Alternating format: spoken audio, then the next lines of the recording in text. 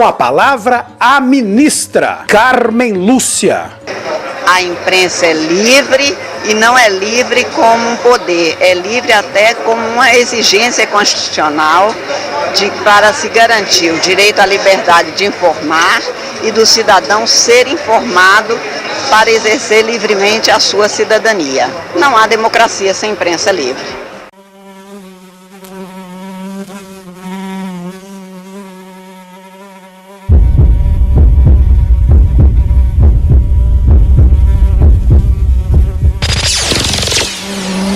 Dez, 9, 8, 7, 6, 5, 4, 3, 2, 1. Eu sou a mosca.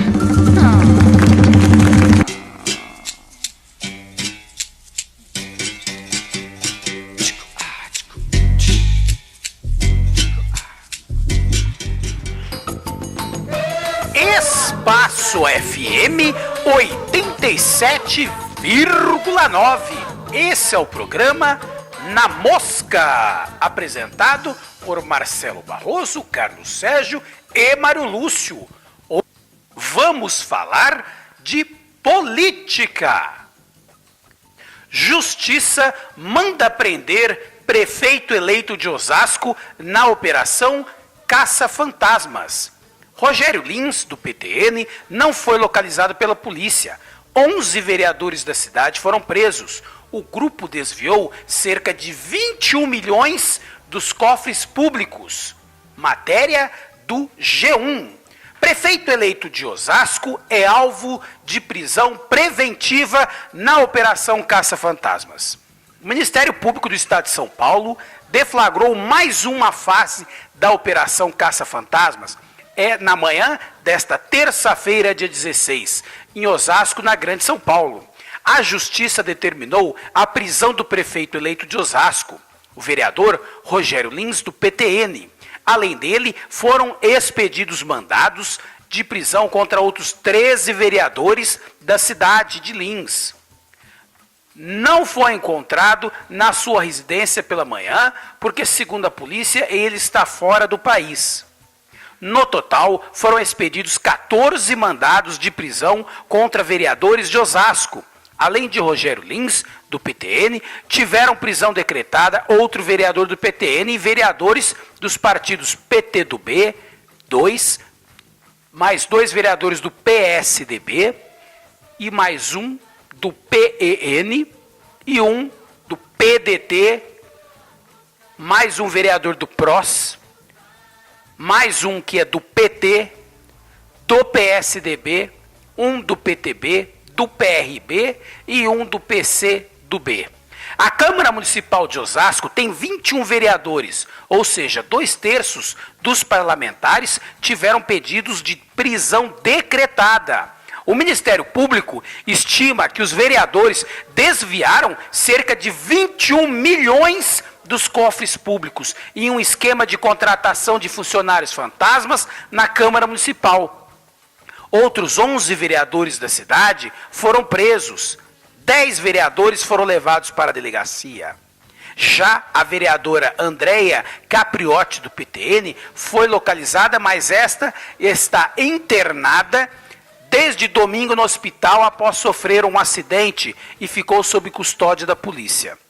A assessoria de imprensa do prefeito eleito de Osasco, Rogério Lins, informou em nota que não tem funcionários fantasmas, que prestou esclarecimentos à promotoria e que também informou sobre sua viagem ao exterior.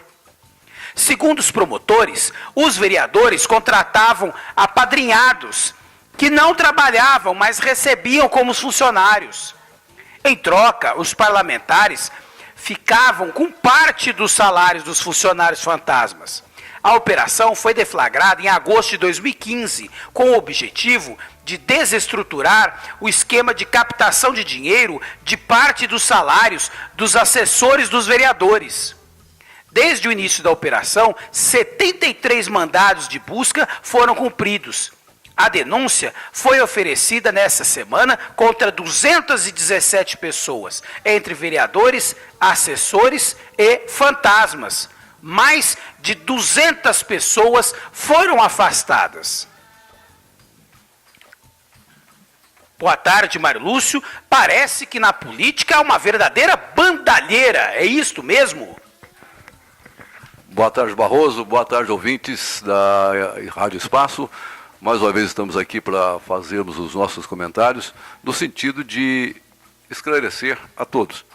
Marcelo, a gente escuta esse tipo de notícia, sinceramente, dá vontade de vomitar. Porque, veja bem, quando a gente vota em um vereador, a gente vota na confiança de que ele vá fiscalizar todo o município, principalmente o Poder Executivo, para que ele não faça asneiras, para que ele não roube, e dentre outras funções dele. Agora, vem uma notícia dessa daí, onde os próprios vereadores, né, contratam funcionários fantasmas, fingem que pagam esses funcionários e fica com parte do dinheiro para eles estão roubando descaradamente o bolso do povo que os elegeu. E isso tem consequências graves, muito graves. Veja bem, vou citar um exemplo. 23 milhões, foi isso que você comentou, que foram desviados. Pouco mais de 20 milhões. Uma verba dessa aí dá para se comprar N coisas, equipamentos hospitalares, medicamentos, né? Dá para melhorar o atendimento em vários setores da administração pública.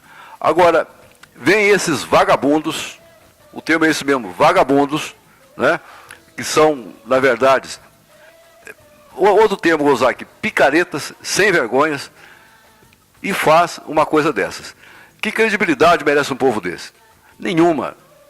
O povo é que teria que, nessa hora, acordar e exigir uma punição severa e o afastamento, em definitivo, desses vermes da política. Boa tarde, Marcelo.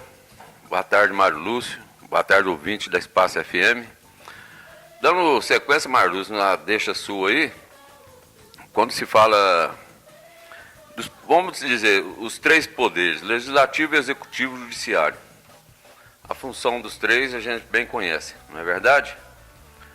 O principal, no meu ponto de vista, o principal poder que tem é o poder legislativo.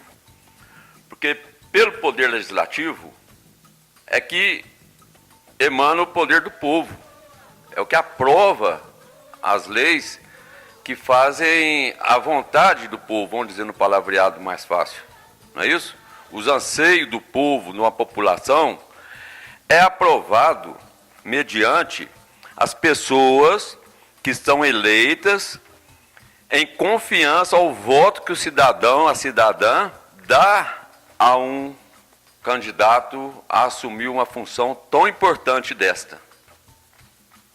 Isso aí, memorizando para vocês, lá na época, século XVII, século XVIII principalmente, que veio fundamentalizar, com a Revolução Francesa, o poder do povo, né?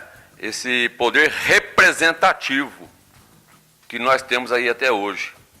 Então, a importância que se tem de um vereador na sua Câmara de Vereadores, de um deputado estadual na Assembleia Legislativa e de nossos representantes federais em Brasília, na Câmara Federal, é de comum importância de baixo para cima quanto de cima para baixo, principalmente quanto nós contando aqui embaixo, vamos dizer assim, na questão do município. Vamos colocar o município em primeiro lugar aqui, né? Agora, é uma safadeza, sim, muito grande da pessoa que assume funções legislativas e não corresponde com o povo. Isso é uma vergonha, isso descaracteriza por completo aquela confiança que o cidadão tem em eleger alguém para poder legislar e, principalmente, fiscalizar o dinheiro público. O dinheiro público vem de onde? De onde está? Olha, toda essa bandalheira que nós estamos assistindo em questão federal aí, toda essa bandalheira, os senhores ouvintes meus aí, programa do Marcelo aí. Senhores e minhas senhoras, jovens que estão me ouvindo aí, por favor, qual que é a posição de vocês quando vocês sentem no sofá de sua sala, liga a televisão e assiste esses noticiários que vocês estão vendo aí? Qual que é? Qual a indignação que vocês ficam com essa bandalheira que nós estamos assistindo? E eu vou me tomar aqui a liberdade de falar nessas circunstâncias, porque é isso aí. Para a gente sentar na nossa sala, no sofá de nossa sala, e indignarmos com o que a gente está vendo na televisão, pessoal, vamos ver quem está mais perto. Está aqui aos nossos olhos, muita coisa está acontecendo. Não podemos generalizar. Existem as pessoas que são eleitas e procuram fazer alguma coisa de bem, mas se tornam minoria. Sendo minoria, eles passam a ser até perseguidos pelo próprio poder público para não se sentir fiscalizado quando a pessoa quer fazer uma coisa que é certa. Infelizmente, isso é uma sistemática, faz parte de um sistema político corrupto brasileiro, faz parte da cultura brasileira, do rouba mais faz, de tudo isso aí. Então, Mário, lembrando a sua palavra aí, é isso mesmo, sabe, Marlúcio? Então, senhores ouvintes, senhores precisam prestar atenção. O poder mais importante que existe é o poder legislativo. E a única função que existe do poder legislativo pela Câmara de Vereadores, conforme a gente viu o noticiário aqui pelo Marcelo, dando o caso para a gente lá de Osasco, o cara assume para fiscalizar o dinheiro público e rouba o dinheiro público. Isso é impressionante, Marcelo. Isso não cabe na mentalidade de pessoas que se procuram enxergar uma coisa com mais honestidade numa situação que nós estamos vivenciando aí, ó. Eu peço que o ouvinte nosso aqui passe a mentalizar melhor sobre essa questão. Não se deixem ser corrompidos por pessoas que se dizem que vão ser eleitas e querem fazer isso e vão fazer aquilo, quando vê que faz coisa nenhuma. É uma traição que se faz com os senhores, com as senhoras, com o jovem eleitor. Participem mais da Câmara de Vereadores, vamos lá cobrar. Esses sim, eleitos, que estão sentados lá, assumam a cadeira lá, esses sim, têm por obrigação única, de fiscalizar. Saber, esse dinheiro chegou para quê que chegou esse dinheiro? Essa verba chegou aqui para quando? É para iniciar a obra quando e terminar quando? Vou dar um exemplo para vocês. Vai lá, na Baixada aqui, na rodoviária. Olha a placa lá, desde quando é que foi, era para ter iniciado e para ter terminado. Nós já estamos terminando o ano. E isso aí, se eu não... Olha lá, a placa está exposta lá ainda. Parou. Questão eleitoreira, estou citando isso aí porque é a realidade que nós estamos falando, não estou inventando, nós não estamos inventando. Está ali explícito para vocês, aquela vergonha, lembrando de novo, aquela vergonha daqueles coitados do Tancredo Neves lá, com aquela fossa, quanta coisa, está às vistas nossas aqui, ainda estão falando que está bem, que está isso. Senhores vereadores, senhores foram irresponsáveis em não ter fiscalizado. Eu estou falando como vereadores, como pessoas públicas, porque o momento nós estamos vivenciando, não podemos deixar passar disso mais não. E aqui no município, não é essa Câmara só não, todas as outras câmaras passadas também são comprometidas com isso aí, e ainda vou ter oportunidade de mostrar. Professor Carlos Sérgio e Mário Lúcio, 21 milhões foram desviados dos cofres públicos de Osasco. Mas vamos falar de Brasil, com esse tamanho continental. Caro ouvinte, imagine se desviaram 21 milhões de uma cidade como Osasco. Não pense que nos pequenos municípios isso também não ocorre. O quanto deve estar sendo desviado de dinheiro público em municípios pequenos. E sabe por quê? Porque o povo não fiscaliza o trabalho dos vereadores e eles agem como um sindicato dos políticos. Caros eleitores, vocês acreditam que elegem representantes que deveriam trabalhar para a melhora da qualidade de vida da sociedade, mas isto não ocorre. Vocês acreditam que elegeram representantes das bandeiras azuis, bandeiras vermelhas, bandeiras amarelas, situações, representantes da oposição, mas isto não ocorre pelo simples fato de que, em geral, todos os eleitos, eles trabalham para eles próprios. E sabe por que isto ocorre? Porque o senhor não fiscaliza o trabalho do seu representante. O senhor não frequenta uma sessão da Câmara. O senhor não fiscaliza o trabalho daquele que deveria representá-lo. Esta é a realidade de muitas câmaras em muitos municípios pequenos nesse Brasil tão grande. O ideal seria de que o representante eleito trabalhasse para melhorar a qualidade de vida da sociedade. Mas isso não ocorre. O que ocorre nesse Brasil, em muitos municípios, principalmente nos municípios pequenos, é aquele velho favorzinho. É o representante que acha que é assistente social, quando, na verdade, ele é um legislador. Um legislador, diga-se de passagem, bem competente, porque se ele não consegue entender nem o que faz, aí eu pergunto para você, eleitor, o seu candidato foi eleito? Se o seu candidato foi eleito, você vai acompanhar o trabalho dele? Você vai fiscalizar o trabalho dele? E você pode dizer assim para mim: ah, Marcelo, mas eu não entendo de política, ou eu não gosto de política. Você pode não gostar de política, mas você será governado por quem gosta. Agora, se você não entende, se instrua, procure outras pessoas, pergunte, frequente as sessões da Câmara, acompanhe de perto o trabalho do seu vereador. E caso você tenha votado em alguém que não elegeu, não importa, cobre também dos outros vereadores, porque são os vereadores é quem fazem leis, são os vereadores é que aplicam taxa na população, porque se eles quiserem, eles podem subir, por exemplo, uma taxa de iluminação pública, ou quem sabe no futuro, eles podem criar uma taxa de esgoto. Olha, vendo esse embate aqui, é interessante, né, Marcelo, né, Carlos? O Marcelo falou de cidade pequena, me veio a memória agora de um certo prefeito que já passou pelo Barro Preto. Só no jantar, Marcelo, ele gastou, na época, R$820.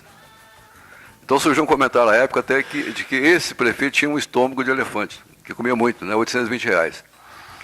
E até hoje, que eu saiba, ninguém, ou seja, nenhum componente da Câmara Municipal tomou assim frente e foi questionar pelo menos.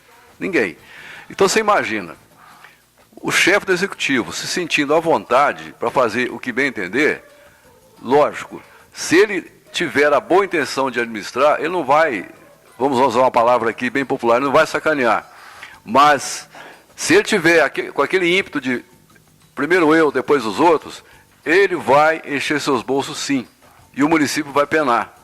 Vai penar porque ele sabe que não tem Câmara, não tem vereador para ficar enchendo o saco dele. E outra coisa que é bom o ouvinte aprender, nunca ficar bajulando político. Eu vejo muita gente bajulando político. Gente, político é nosso empregado.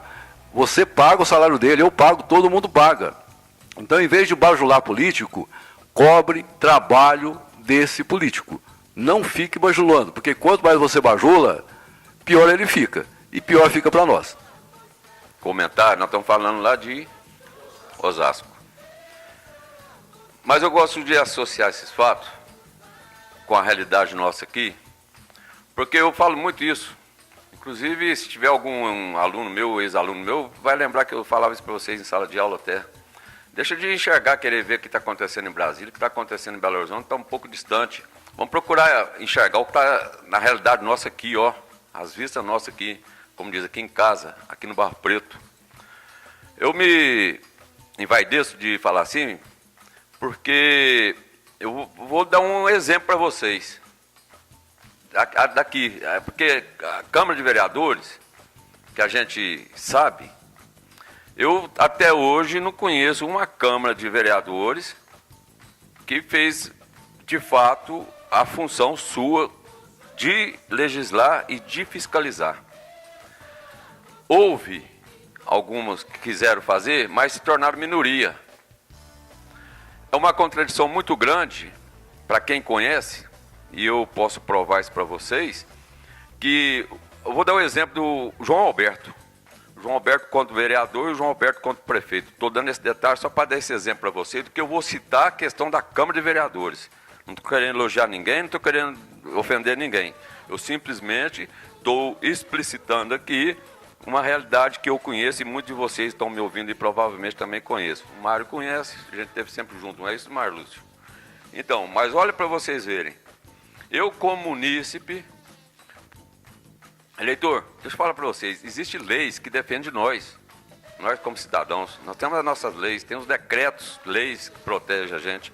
Tem um decreto-lei 201/67 que explicitamente defende o cidadão e causa muita preocupação para prefeitos e vereadores, porque orienta, nos dá base de como proceder na questão de corrupção até, do mau uso do dinheiro público. Esse decreto-lei 201/67, no artigo 5º, parágrafo 1, diz assim, olha, a denúncia escrita da infração poderá ser feita por qualquer eleitor.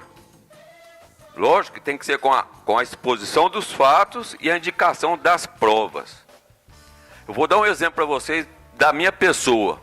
O vereador, vou citar aqui como presidente da Câmara e como vereador.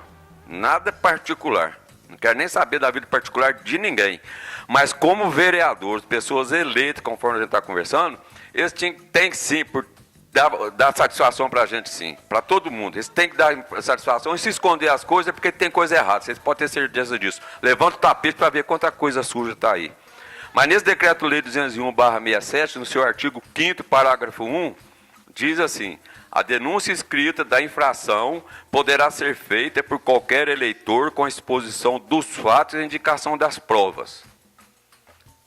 Olha, Marcelo, ouvinte, eu protocolei na Câmara Municipal em 27 de abril de 2001. Isso já fez 15 anos, já fizeram 15 anos. Um documento sugerindo para os vereadores investigarem, entre tantas irregularidades, a estranha obra de saneamento no bairro do Morro Cavado. Logicamente que seria um atrevimento meu indicar tal irregularidade se não estivesse fundamentado em fatos reais, conforme está lá. A população do bairro do Morro Cavado sabe que são vítimas daquilo lá até hoje. Então, olha para vocês verem. A omissão é a prevaricação dos vereadores. Prevaricação é quando sabe do fato, um cidadão indica o fato e os vereadores não vão querer saber. Isso é crime, conhecido como crime de prevaricação. Então, olha para os senhores verem. Então, a omissão, a prevaricação dos vereadores em ao menos investigarem a legitimidade ou não da denúncia que eu tinha feito, serviu apenas para prolongar as expectativas de moralização das coisas públicas e mesmo confirmar a conivência do nosso legislativo municipal com o executivo. Conivência mesmo. Olha, eu fiz essa denúncia na Câmara de Vereadores. Isso em 2001, abril de 2001. Professor, em 2001 eu não morava em Conceição, mas agora fiquei com dúvida. Quem eram os vereadores na época, professor? Marcelo, a Câmara de Vereadores era composta, vou ver se eu memorizo aqui, Mário, você podia me ajudar se eu consigo lembrar dos vereadores. Mas aqui, no caso, a informação que eu dei, olha, inclusive foi tudo oficializado. Foi em novembro, mais ou menos, lá 15, 19 de novembro, por aí. Foi emitido pelo, então, olha, o presidente da Câmara era o atual vereador Nilton Itamar da Silva. O Nilton, que era a primeira representação que eu fiz acusando esse fato aí, foi o Nilton Itamar da Silva, que era o presidente da Câmara na época. Isso eu lembro bem mesmo. O Nilton era o... Ele ainda diz, a resposta que me deram, assinado pelo presidente da Câmara na época, que se eu desejasse, eu estou lembrando assim, se eu desejasse iniciar qualquer procedimento administrativo de cassação de mandato do prefeito, baseado no Decreto-Lei 201/67, que eu devia fazer de forma legal. Ué, e que forma mais legal foi essa? Eu acusei e provei. Eu lembro o fato, pela resposta que foi me dada, inclusive me ameaçando, né? Que eu fizesse de forma legal, que forma mais legal poderia... Ele ameaçou o senhor? Foi uma ameaça aí. Então, Marcelo, eu lembro que eu tinha em poder cópia dos procedimentos administrativos criminal. Eu tinha tudo em minha mão. Em momento algum eu faria uma denúncia tão séria dessa na Câmara de Vereadores se não tivesse documento, não tivesse prova comigo. Inclusive eu tenho até hoje comigo, todos documentos que me serviram, né, do procedimento administrativo criminal. Nessa época, junto com o Nilton, o atual prefeito Ruberval José Gonçalves, ele era vereador nessa época, 2001? Era sim vereador, aí. Ó, você quer ver, na época, eu lembro que o vereador da época era o Nilton, Ruberval, Niltinho. Não estou conseguindo memorizar aqui, eu vou procurar informar. Você lembra, Mário? Hein? Sou João Bruno, era vereador na época. O seu Abílio Borba, eu não lembro se o seu Abílio Borba era. Eu vou procurar informar e passo a informação para os senhores. Claro, só para complementar acabar de finalizar esse assunto, eu sei que na época dessa famigerada obra do Morro Cavado, Marcelo, para você ter uma ideia, eu me lembro até como se fosse hoje, um cano de PVC de meia polegada, na época, eu estava construindo, ele custava R$ 2,80. Lá para o Morro Cavado ele custou R$ 44. Eu sei que aquela administração, segundo o cálculo que nós fizemos na época, levou do Barro Preto aproximadamente 5 milhões. E naquela época, 5 milhões era 5 milhões de dólares. Era 1 para 1. Agora vem a pergunta. O que a Câmara estava fazendo naquela época? Olha que absurdo que já aconteceu lá nos anos de 98, 99. Então você imagina, o Brasil há quanto tempo vem sendo surrupiado? E as câmaras municipais, do modo geral, fazendo vistas grossas. E, como é o caso aqui de Osasco, também participando do esquema. E surrupiando e roubando descaradamente aquelas pessoas que confiaram o voto desses picaretas. Olha, na questão da obra lá, foi faturado lá, né, consta em nota, tem documento, tem tudo, foi faturado lá barra de cano de PVC de 6 metros, R$ 2,80 a barra, na época, né? Foi para 44, multiplica isso por 6, ou, né? Alguma coisa assim, entendeu? Então, Marcelo, só complementando para vocês, eu tô dando esse exemplo, eu tô citando esse caso aqui, é porque é necessário que o eleitor entenda que o momento que nós estamos passando, o momento nacional que estamos passando, e inclui o municipal também, faço questão, porque é o que eu falei, está aos nossos olhos. Isso aí é fato que aconteceu. Depois, Marcelo, e me enrolaram com isso. Tive ameaça, me enrolaram. Ano seguinte, eu fiz o mesmo. Aí o presidente da Câmara já era outro. O presidente da Câmara era o Ruberval, atual prefeito. Ruberval José Gonçalves era o atual prefeito. Inclusive me ameaçando de novo, de me impedir de frequentar a Câmara de Vereadores. Eu tenho documento comigo. Na época tinha o Salomão, doutor Salomão, advogado de Muzambim. Mas essa cidade, professor Carlos, é Conceição da Aparecida mesmo? Eu estou pensando que seria Sucupira. Sucupira que tinha esses problemas aí, né? As pessoas não podiam frequentar locais públicos, era uma coisa estranha. E é até cômico imaginar um vereador querer impedir o cidadão de frequentar a Câmara. Marcelo, só para você ter uma ideia, uma época, já nessa mesma fase aí, 98, 97, me falha a memória, eu tive uma discussão com o vereador ali dentro da Câmara. Você sabe que ele era o presidente na época. Sabe que ele teve a pachorra de me dizer que lugar de discutir política não era a Câmara Municipal. Aí eu perguntei, então que é o seguinte, vamos discutir política na cozinha da sua casa? Ele lá também não é lugar não. Falei, então onde que é o lugar? E, não, é outro lugar, menos aqui, menos na minha casa. Eu falei, olha, tá na hora de eu botar o bonezinho no braço, ir embora e aprender a ser vereador. Sabe o que ele fez? Partiu para cima para agredir. Eu comecei a rir, porque a figura era tão pequena que, sabe, deu até desprezo. Aí, Marcelo, meu ouvinte, concluindo para os senhores aí, vocês entenderem, isso eu estou dizendo, contando o fato que aconteceu, todo mundo sabe, né? Eu acho que poucas pessoas talvez não tenham essa informação, mas olha para os senhores verem, informei, comuniquei para a Câmara de Vereadores, a Câmara passou por tudo isso, veio tal, o que aconteceu? O ex-prefeito Adenilson e o empresário lá da Pavi10, que participou dessas coisas, eles foram condenados pelo Ministério Público Federal, pela Justiça Federal, né, com ação penal, que o ex-prefeito e empresário, pela mesmo decreto Lei 201/67, que eu citei há alguns anos atrás para a Câmara de Vereadores. A Câmara poderia sim ter ido lá, saber investigar, saber o que está acontecendo, né?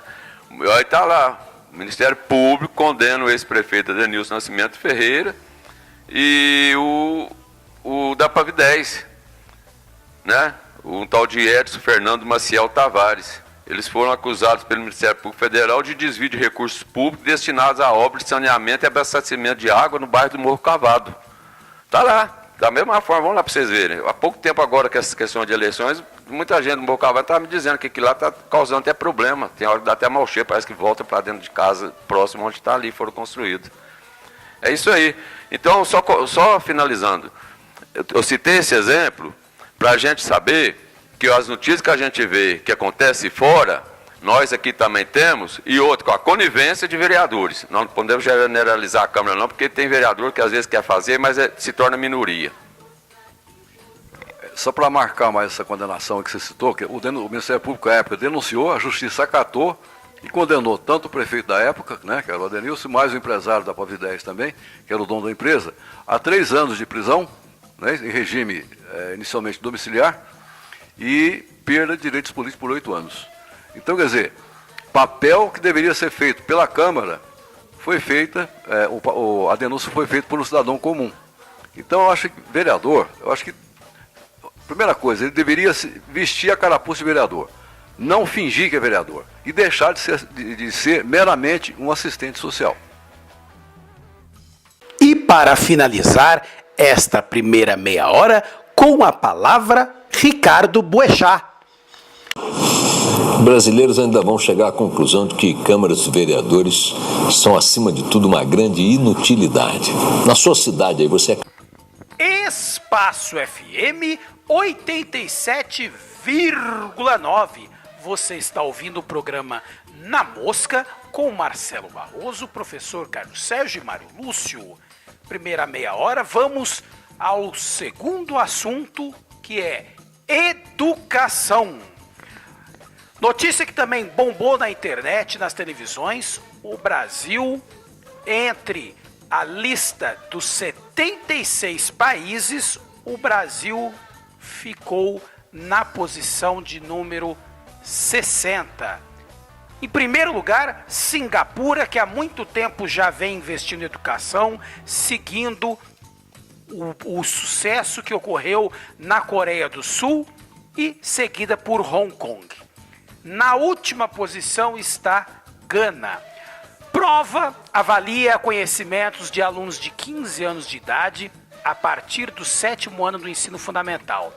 A Organização para a Cooperação e Desenvolvimento Econômico divulgou nesta quarta-feira, dia 13, o ranking mundial de qualidade de educação. Entre os 76 países avaliados, o Brasil ficou na posição de número 60. Em primeiro lugar está Singapura, seguido por Hong Kong, Coreia do Sul, na última posição, Gana. Enquanto o topo da lista ficou os países asiáticos, as últimas posições ficaram com os países sul-americanos. Argentina, na posição de número 62, Colômbia, na posição de número 67 e o Peru, na posição de número 71. O PISA avalia conhecimento de leitura, matemática, ciência dos adolescentes. O Instituto de Estudos e Pesquisas Educacionais Anísio Teixeira, o INEP, órgão do Ministério da Educação, MEC, é quem aplica a prova no Brasil.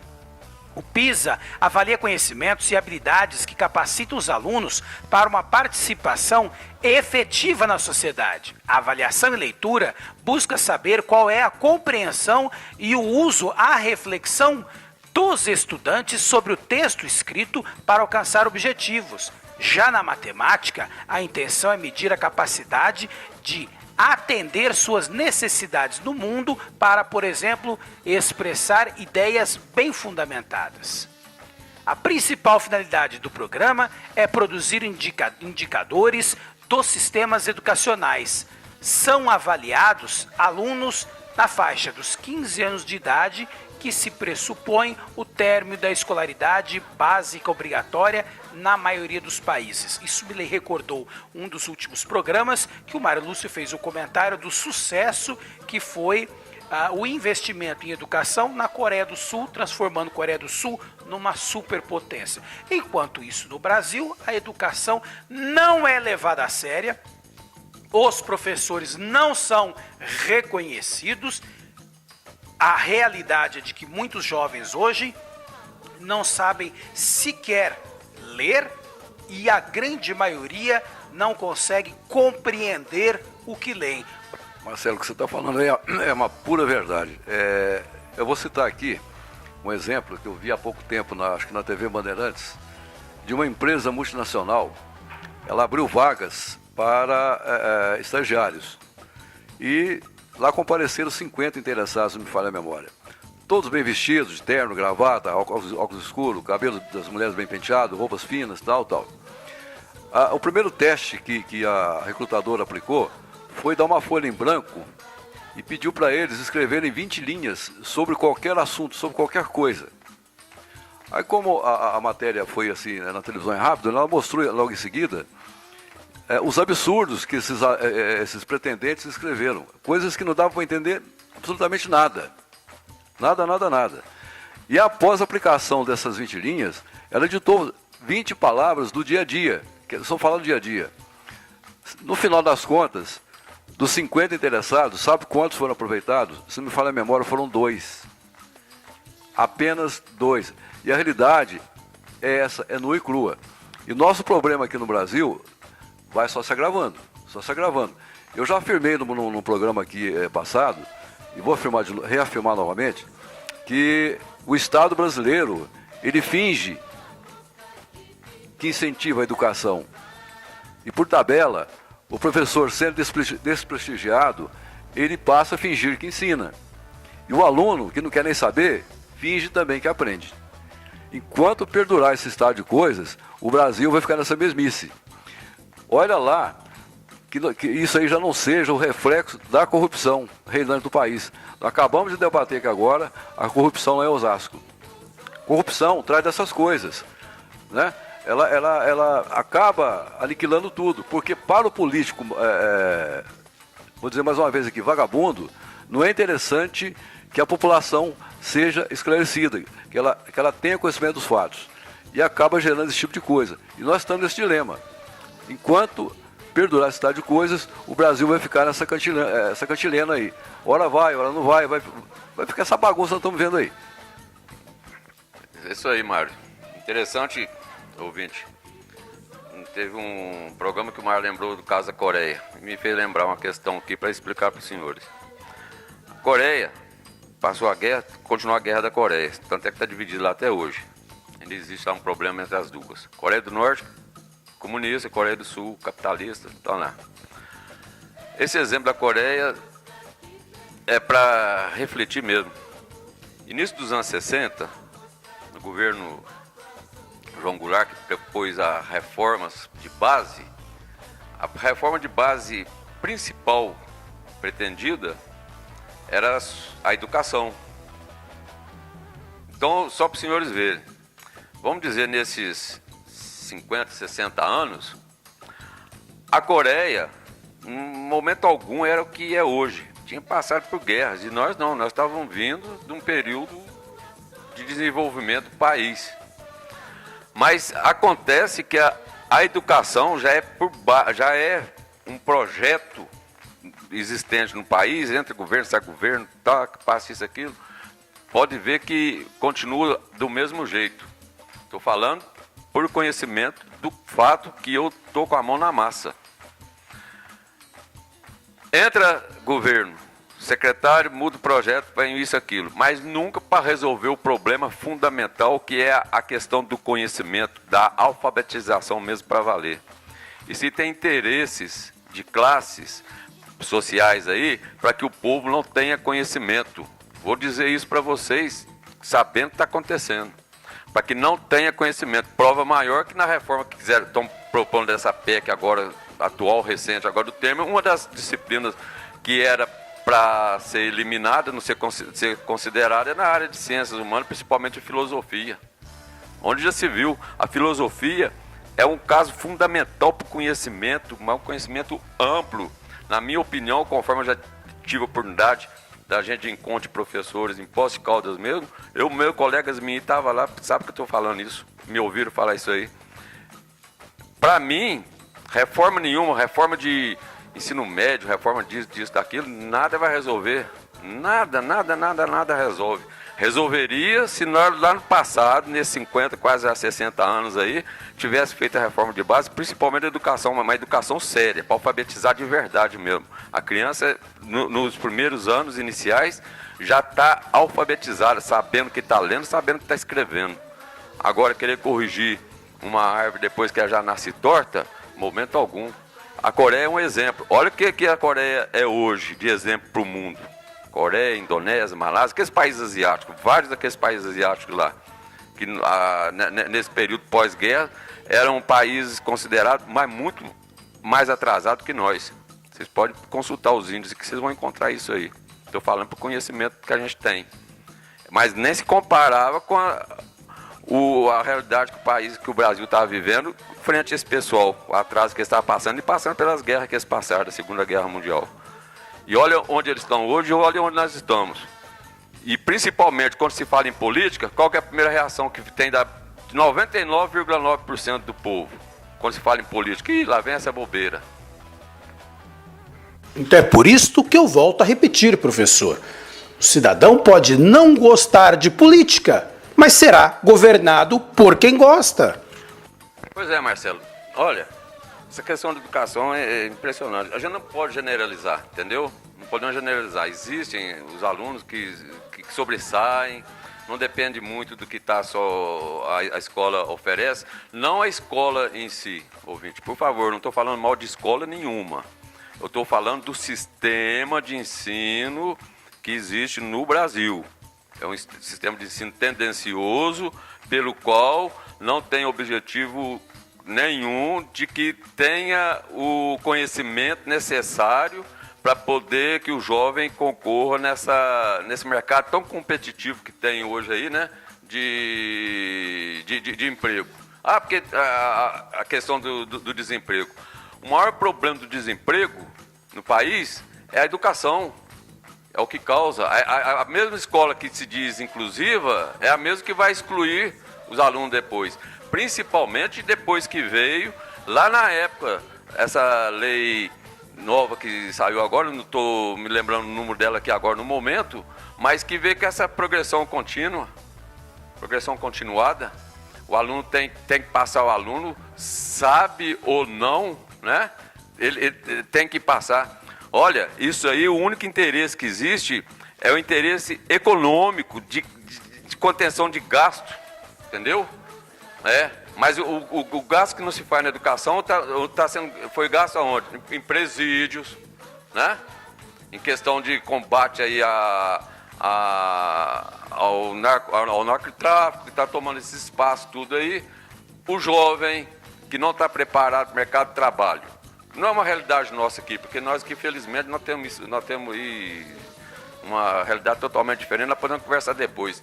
Mas nos grandes centros, cidades maiores aí, o jovem vai optar para onde? Nós não está preparado, não foi formado adequadamente, não tem um conhecimento básico para competir no mercado de trabalho. O que vai? E precisa, o mundo consumista. Eu tenho que ter o meu... Olha para você ver, questão até de grupo, né, social, né? O jovem tem que ter o tênis que a turminha dele usa, tem que ter o celular que a turminha dele usa, os tipos de roupa que se usa, frequentar o lugar que se usa, senão ele está excluído daquele grupo. É um problema social muito sério que nós enfrentamos. Isso causado por causa do quê? A má educação. A má educação que o país tem, não é verdade? Então, eu estou dizendo isso aqui, nós poderíamos, uma hora, até fazer um programa especial nisso aí, trazer uma especialista de educação junto aqui para conversar isso com a gente. Professor, apesar de que às vezes esquecem, certos políticos esquecem de nos inscrever em Olimpíadas de Matemática ou Olimpíadas de Português, mas em geral, nossos alunos se destacam bem, professor? Aconteceu esse descuido agora da Secretaria de Educação, né? O ano passado vai fazer um ano isso aí, nós tivemos esse problema que foi comentado até num dos primeiros programas seu aqui, né? Mas ouvinte, por favor, a gente está comentando aqui, não tem nada mais não, mas olha, presta atenção, existe uma maquiagem na educação também, nós sabemos disso, os profissionais, nós sabemos disso que existe uma maquiagem, porque precisa prestar conta, inclusive, para essa questão que a gente está vendo aqui, para esses índices que estão aí, que nos classifica mundialmente, né? Na classificação mundial também, é o reflexo de tudo isso que a gente está tendo. Essas avaliações que são feitas para poder ser prestar conta para a ONU, né? Porque isso faz parte da Organização das Nações Unidas, e são instituições que estão ligadas à ONU. Então é dinheiro que chega também para ser gasto em projetos, por isso que existem esses projetos aí, que se faz projeto corrido, igual há pouco tempo aconteceu o projeto do a Caminho de Cidadania, né? A atual AEJA agora, para poder melhorar os índices de desenvolvimento humano do país, entendeu? Para ver se o país chega a ser um país considerado como um país desenvolvido. Então faz parte da educação em colaborar com isso aí. Então são projetos que são feitos. Então nós estamos numa situação assim, qual que é a realidade da educação? Os índices estão aí.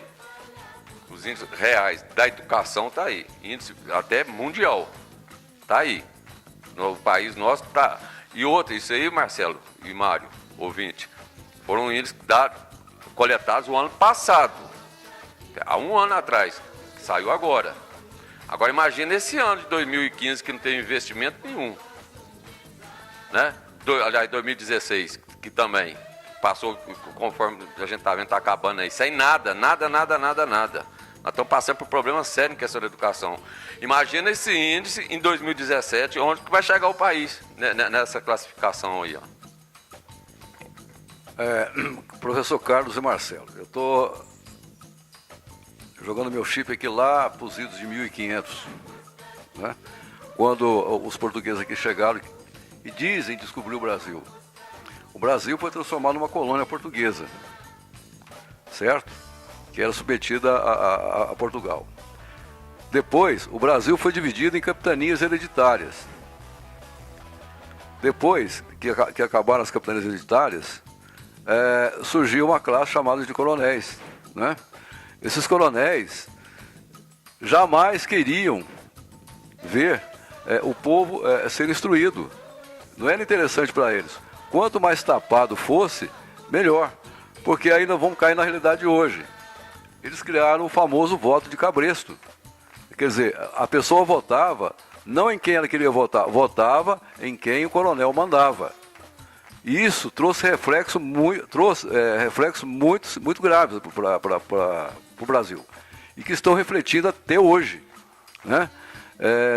Tudo isso que o Carlos Sérgio comentou aqui, o Barroso comentou, é deprimente.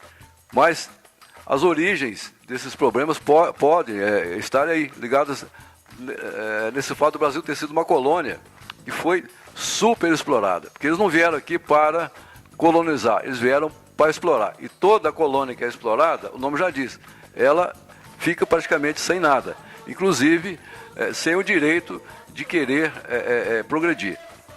Isso é lamentável.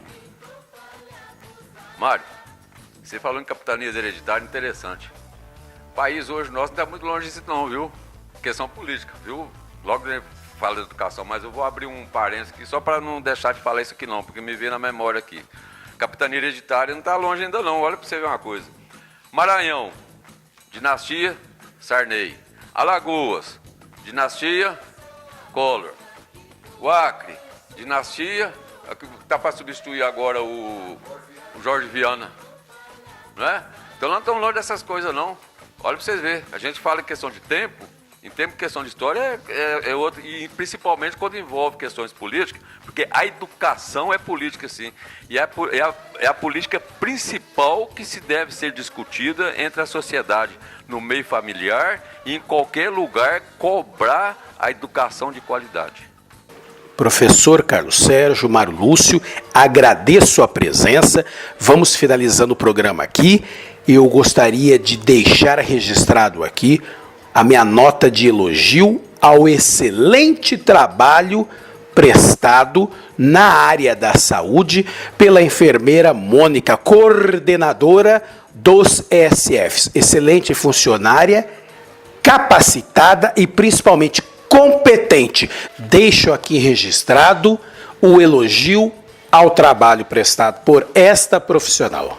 E além do elogio, também deixo registrado aqui a minha crítica, minha insatisfação, a minha tristeza de saber que existem pessoas representantes do povo, existem políticos que estão maltratando a população, que estão fazendo perseguições políticas, que estão maltratando senhoras, estão maltratando mães, e esquecendo que eles são representantes do povo e trabalham para o povo. Marcelo, quer aproveitar esse momento, manifestar aqui em público, né, pela emissora. Hoje eu fiquei chocado, encontrei com uma senhora na rua, a hora que ela me viu, ela veio toda assim, alucinada para o meu lado, e me dizendo, elogiando o programa seu, certo? O nosso programa aqui, o que a gente argumenta tudo. Mas aborrecida, perguntando para mim se eu tive conhecimento de que ela tinha sido agredida com palavras pelo próprio prefeito. Olha, gente, isso eu estou usando do momento agora para manifestar isso aí.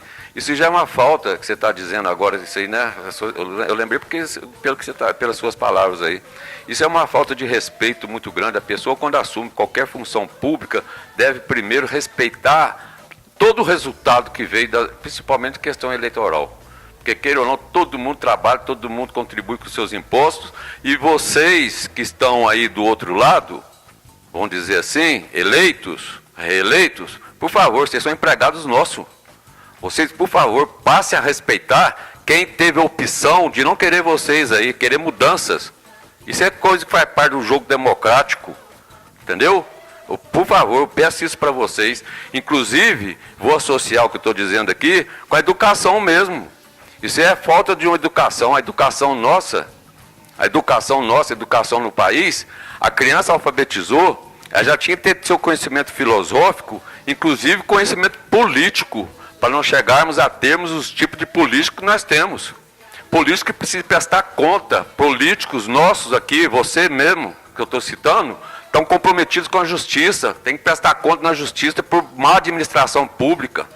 Quando você fala da pessoa ser competente, a política só vai ser competente o dia que os eleitos colocarem pessoas competentes para trabalharem ao seu lado, não para se tornarem colaboradores administrativos.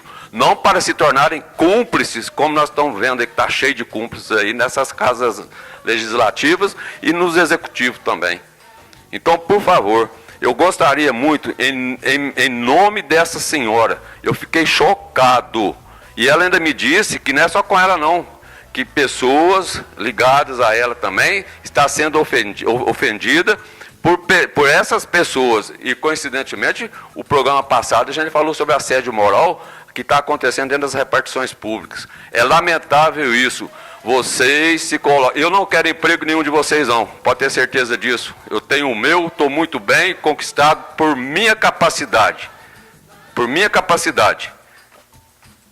Mas eu peço e exijo, usando do microfone do programa do Marcelo Barroso e da Rádio Espaço, ou que qualquer outro lugar que eu possa, por favor, respeitem, que vocês não passem nada mais, nada menos que empregados nossos. Quem tem que prestar conta, e aliás, prestar conta para nós, e muito bem prestado. E por favor, respeitem, principalmente as senhoras, as pessoas mais humildes. Carlos, faz todo sentido o que você está falando aí, porque essas pessoas, quando vão a um órgão público, em busca de, presumivelmente, aí de ajuda, né? Elas esperam ser bem atendidas. E se chega lá, a autoridade que ela espera que vai atendê-la bem, vem com duas pedras na mão, vem com ofensas, é um desrespeito total, né? É uma falta até de humanidade.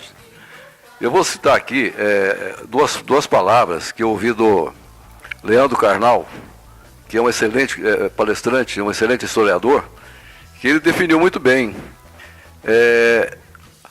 O autoritário. O que é o autoritário? É a pessoa que procura satisfazer seus desejos pessoais em detrimento de outros.